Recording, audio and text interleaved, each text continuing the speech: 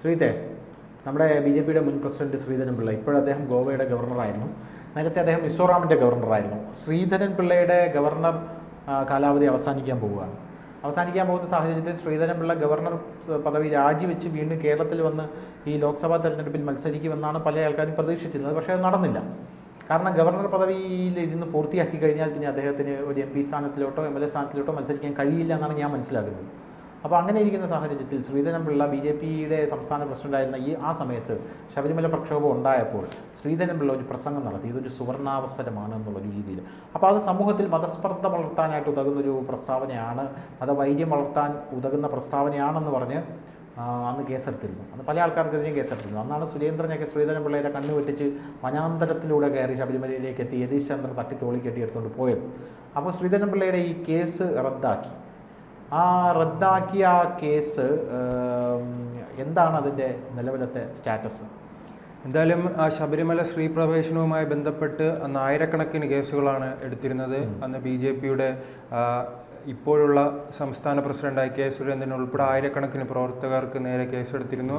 ആ പശ്ചാത്തലത്തിലായിരുന്നു യുവമോർച്ചയുടെ ഒരു സമ്മേളനം നടക്കുകയുണ്ടായി. കോഴിക്കോട് വച്ചായിരുന്നു ആ സമ്മേളനം നടന്നത്. 2018 നവംബർ 4-നായിരുന്നു യുവമോർച്ചയുടെ സംസ്ഥാന സമിതി യോഗത്തിലാണ് ഇത്തരത്തിലുള്ള ഒരു പ്രസംഗമുണ്ടായിരുന്നു. സുവർണ അവസരമാണ് ഇത്, നാം രാഷ്ട്രീയത്തിൽ മുതലാക്കണമെന്ന രീതിയിലുള്ള ഒരു പ്രസംഗമായിരുന്നു അദ്ദേഹത്തിൻ്റെ ഭാഗത്തു നിന്ന് അന്നുണ്ടായത്.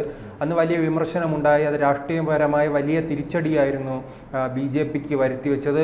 അത്തരത്തിലുള്ള വലിയ പ്രക്ഷോഭങ്ങൾ നടത്തിയിട്ട് 2019 നടന്ന ലോക്സഭാ തെരഞ്ഞെടുപ്പിൽ കോൺഗ്രസ് ആയിരുന്നു വിജയം കൊയ്യുന്ന ഒരു അവസ്ഥയുണ്ടായിരുന്നു. എന്തായാലും ഇതുമായി ബന്ധപ്പെട്ട് അന്ന് ഒരു കേസ്, ഷൈബിൻ എന്നൊരു വ്യക്തി ആയിരുന്നു ഈ കേസുമായി മുന്നോട്ട് പോയത്. സ്ത്രീ പ്രവേശനവുമായി ബന്ധപ്പെട്ട് അന്ന് ആ കത്തി നിൽക്കുന്ന സമയത്ത് തന്നെയാണ് യുവമോർച്ച നേതാക്കളോട് അദ്ദേഹം പറയുന്നത്, നിങ്ങൾ ഇതേപോലെ പുറത്തിറങ്ങി പ്രവർത്തിക്കണം, ആ രീതിയിലുള്ള. പക്ഷെ അതൊന്നുമല്ല ഈ കേസിൻ്റെ പ്രധാന കാര്യമെന്ന് പറയുന്നത്, സ്ത്രീകൾ ക്ഷേത്രത്തിൽ പ്രവേശിക്കുന്നുണ്ടെങ്കിൽ ആ ക്ഷേത്രത്തിൻ്റെ നട അടയ്ക്കാനുള്ള അവകാശം തന്ത്രിക്കുണ്ട്.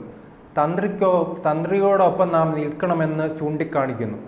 ഇത് കലാപത്തിന് ആഹ്വാനമായി ചൂണ്ടിക്കാട്ടിയാണ് ഈ വ്യക്തി പോലീസിൽ കേസ് നൽകുകയും പിന്നെ തുടർന്ന് അന്വേഷണം ഉണ്ടാകുകയും എല്ലാം ചെയ്തിട്ടുണ്ട്. എന്തായാലും ഈ കേസാണ് നിലവിൽ കോടതി റദ്ദാക്കിയിരിക്കുന്നത്.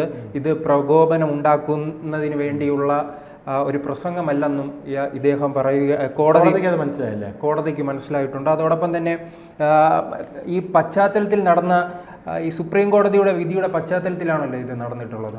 അതോടൊപ്പം തന്നെ ഇത് ഒരു മതവിഭാഗത്തിനെ, സ്വന്തം മതവിഭാഗത്തിന്റെ വിശ്വാസങ്ങൾ സംരക്ഷിക്കുവാൻ വേണ്ടിയാണ് ഇദ്ദേഹത്തിന്റെ പ്രസംഗമെന്നാണ് കോടതിക്ക് ബോധ്യമായത്.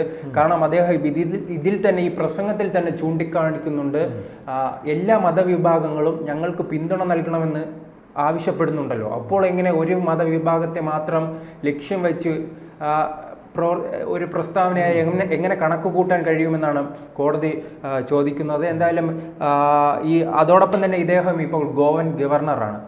അങ്ങനെയുള്ള ഒരു പരിരക്ഷയും ഈ ഗവർണറായ ശ്രീധരൻപിള്ളയ്ക്ക് ലഭിച്ചിട്ടുണ്ട്. എന്തായാലും ആ കാലഘട്ടം അറിയാം. അന്ന് ശ്രീധരൻപിള്ളയായിരുന്നു BJP-യുടെ സംസ്ഥാന പ്രസിഡന്റ്. അന്ന് വലിയ പ്രക്ഷോഭങ്ങൾ ഉണ്ടായി. കാസർഗോഡ് മുതൽ തിരുവനന്തപുരം വരെ വലിയ ശബരിമല കർമ്മസമിതിയുടെ നേതൃത്വത്തിൽ വലിയ പ്രക്ഷോഭങ്ങൾ ഉണ്ടാകുന്നു. പിന്നീട് സ്ത്രീ പ്രവേശനം ഉണ്ടാകുന്നു.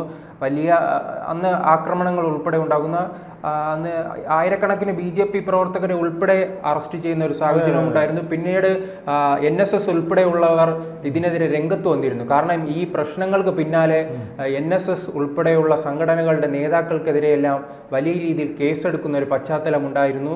പിന്നീട് സുകുമാരൻ നായർ രംഗത്ത് വരികയാണ്. ഈ കേസുകൾ സർക്കാർ പിൻവലിക്കണമെന്ന രീതിയിൽ അദ്ദേഹം ആവശ്യപ്പെടുന്നുണ്ട്. പിന്നീട് 2021 ഇലക്ഷന് മുമ്പ് ചില കേസുകൾ സർക്കാർ പിൻവലിക്കുന്ന ഒരു തീരുമാനത്തിലേക്കും എത്തിയിട്ടുണ്ട്. പക്ഷെ BJP പ്രവർത്തകർക്കെതിരായ കേസുകളൊന്നും ആ കാലത്തും പിൻവലിച്ചിട്ടില്ല. പിന്നീട് അവർ കോടതിയിൽ പോയാണ് ഇത്തരത്തിൽ കേസിൽ നിന്നും ഒഴിവായി വരുന്നത്, അല്ലെങ്കിൽ ശിക്ഷിക്കപ്പെട്ടവരുമുണ്ട്. എന്തായാലും ശ്രീധരൻപിള്ളയ്ക്ക് ഇപ്പോൾ ഈ കേസിൽ നിന്നും രക്ഷപ്പെടാൻ കഴിഞ്ഞിട്ടുണ്ട്. അതോടൊപ്പം തന്നെ കോടതി ചൂണ്ടിക്കാണിക്കുന്നത് ഇതൊരു യുവമോർച്ചയുടെ സംസ്ഥാന സമിതി യോഗമാണല്ലോ. ആ യോഗത്തിലെ ഒരു റിസോർട്ടിൽ വെച്ച് നടന്ന യോഗമായിരുന്നു. അപ്പോൾ ആ കോൺഫറൻസ് ഹാളിൽ വെച്ച് നടന്ന യോഗമായിരുന്നു യുവമോർച്ചയുടെ ഫേസ്ബുക്ക് പോസ്റ്റ് ലൈവിലൂടെ പുറത്തേക്ക് പോകുന്നത്. അപ്പോൾ കോടതി മറ്റൊരു കാര്യം ചൂണ്ടിക്കാണിക്കുന്നത്, ഈ ഹോൾ ഒരിക്കലും പൊതു ഇടമല്ല. പൊതു ഇടത്തിലായിരുന്നെങ്കിലും ഇദ്ദേഹത്തിനെതിരെ നടപടി സ്വീകരിക്കാൻ വരുന്നു. ഇത് ഒരു പാർട്ടിയുടെ യോഗമാണല്ലോ. ആ യോഗത്തിൽ പറയുന്നത് എന്തായാലും അത് പൊതുജനത്തെ, സമൂഹത്തെ ബാധിക്കുന്ന കാര്യമല്ലെന്നും കോടതി ഇവിടെ നിന്ന് കണ്ടെത്തിയിട്ടുണ്ട്. എന്തായാലും ഈ പരാതിക്കാരെ മറ്റൊരു കാര്യം ചൂണ്ടിക്കാണിച്ചിരുന്നു. ഇത് കോടതി അലക്ഷ്യ കേസാണെന്നും അദ്ദേഹം പറഞ്ഞിരുന്നു. കാരണം കോടതിയാണല്ലോ സ്ത്രീ പ്രവേശനവുമായി ബന്ധപ്പെട്ട ഒരു വിധി പ്രഖ്യാപിച്ചത്. ആ വിധിയുടെ പശ്ചാത്തലത്തിലായിരുന്നു അന്ന് സ്ത്രീകളെ കയറ്റുവാനായി സർക്കാർ ശ്രമം നടത്തിയത്. ആ ശ്രമത്തിനെതിരെയാണ് ശ്രീധരൻപിള്ള രംഗത്ത് വന്നത്. ശ്രീധരൻപിള്ള അന്ന് ഉദ്ദേശിച്ചത് ഇത്രയാണ്: ഈ സ്ത്രീകളുമായി പോലീസോ മറ്റ് സർക്കാർ സംവിധാനങ്ങളോ ശബരിമലയിലേക്ക് കടന്നു വരികയാണെങ്കിൽ തന്ത്രിയുടെ നേതൃത്വത്തിൽ ഈ നട അടയ്ക്കണം. അപ്പോഴേക്കും രാഹുൽ ഈശ്വറും പറഞ്ഞിട്ടുണ്ടായിരുന്നു. അതെ, അദ്ദേഹം മൂത്രം ഒഴിച്ചാൽ മതി, നട ഓട്ടോമാറ്റിക്കായിട്ട് അടച്ചോളൂ. അതോടൊപ്പം തന്നെ പിന്നെ ബ്ലൈഡ് ഉപയോഗിച്ച് കൈ മുറിച്ച് കഴിഞ്ഞ് രക്തം വീഴ്ത്തിയാൽ മതി. അത് കുരുട്ടുബുദ്ധിയായിരുന്നു. അല്ല, അദ്ദേഹം ആ ശബരിമല സമരവുമായി ബന്ധപ്പെട്ട ഒരു കോമാളിയായി മാറുന്ന അവസ്ഥയല്ലേ ഉണ്ടായിരുന്നത്. കാരണം തുടക്കം മുതൽ തന്നെ അദ്ദേഹം എന്തോ മോശമായിരുന്നു. അതെ, അല്ല, സുരേന്ദ്രന്റെ കരിയർ ആ സമരം കൊണ്ടൊന്ന് പച്ചപിടിക്കുന്ന രീതി ഉണ്ടായിട്ടുണ്ടല്ലോ. അദ്ദേഹം ആ സമരവുമായി ബന്ധപ്പെട്ട് പ്രത്യേകിച്ച് സ്ത്രീകൾക്കിടയിൽ വലിയ സ്വാധീനം ഉണ്ടാക്കുവാൻ കഴിഞ്ഞു. അതെ അതെ, അതുകൊണ്ടാണ് ഇപ്പോൾ അദ്ദേഹത്തിന്റെ ആ ഒരു സമരം കൊണ്ടാണ് എന്തായാലും നിലവിൽ ഇത്രയും നാൾ പ്രസിഡന്റായിരിക്കാനുള്ള സാധ്യതയെല്ലാം ഉണ്ടായത്. അപ്പോൾ ഞാൻ മുൻപ് സൂചിപ്പിച്ചതുപോലെ തന്നെ ഈ കോടതി അലക്ഷ്യം അല്ല. കാരണം പരാതിക്കാരൻ ചൂണ്ടിക്കാണിച്ചത് കോടതി അലക്ഷ്യമാണെന്നാണ്. കാരണം കോടതിയുടെ തീരുമാനത്തിനെതിരെ ശ്രീധരൻപിള്ള BJPയുടെ അക്കാലത്തെ സംസ്ഥാന പ്രസിഡന്റായിരുന്ന ശ്രീധരൻപിള്ള നിലകൊണ്ടു എന്നായിരുന്നു ഈ പരാതിക്കാരൻ ചൂണ്ടിക്കാണിച്ചത്. എന്നാൽ അത് കോടതി അലക്ഷ്യമല്ല. കാരണം ഒരു ഹാളിൽ നടന്ന പരിപാടിയാണ്. ആ പരിപാടിയിൽ പൊതുജനങ്ങളെ സ്വാധീനിക്കുന്ന ഒരു കാര്യവുമില്ല. അതോടൊപ്പം തന്നെ മറ്റു മതങ്ങളെ എതിർത്ത് സംസാരിക്കുന്നില്ല. മറ്റു മതങ്ങളുടെ പിന്തുണയാണ് നിലവിൽ തേടുന്നത്. കാരണം ഞങ്ങളൊരു സമരത്തിലാണ്. ആ സമരത്തിന് കേരളത്തിലെ എല്ലാ മതവിഭാഗങ്ങളും സാമൂഹിക സംഘടനകളും ഞങ്ങൾക്ക് പിന്തുണ തരണമെന്നും ശ്രീധരൻപിള്ള പറഞ്ഞിട്ടുണ്ട്. പക്ഷേ ശ്രീധരൻപിള്ള ആ പ്രസ്താവന ഇപ്പോൾ കോടതിയിൽ നിന്ന് രക്ഷപ്പെട്ടാലും പൊതുജനസമൂഹത്തിൽ സുവർണാവസരം എന്ന ആ പ്രസംഗം വലിയ തിരിച്ചടിയാണ്. എനിക്കത് തിരിച്ചടി ഉണ്ടെന്ന് എനിക്ക് തോന്നുന്നില്ല. കാരണം അത് ശ്രീധരൻപിള്ള സുവർണാവസരം എന്ന് പറഞ്ഞത് കൃത്യമായിരുന്നല്ലോ.